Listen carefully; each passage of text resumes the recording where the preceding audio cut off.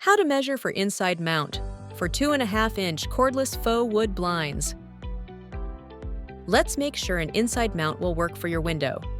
Using a metal tape measure, first check if you have sufficient depth. Measure inside the opening from the back of the window to the front of the opening where the blind would mount. The depth at the top of the window must be at least 1 1/4 inches to mount the brackets. To have a flush mount, meaning the blind is fully recessed in the window opening, the depth must be at least 3.5 inches. If your depth is not sufficient for mounting the brackets, please see our outside mount instructions or consider an alternative product. Let's start with the width. Measure inside of the window opening from left to right to the nearest 1/8 inch at 3 places. At the top of the opening, the middle of the opening, and then the bottom of the opening. Write down all 3 measurements and circle the narrowest. If rounding is necessary, round down to the nearest 1/8 inch.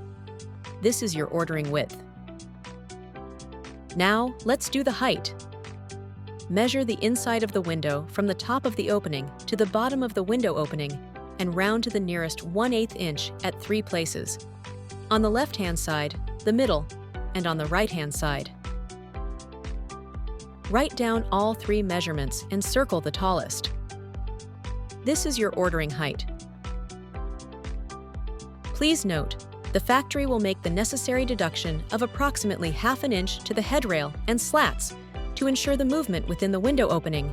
The width variance is plus or minus 1/8 inch. There will be no deductions for your height. Now, you are ready to order your blinds.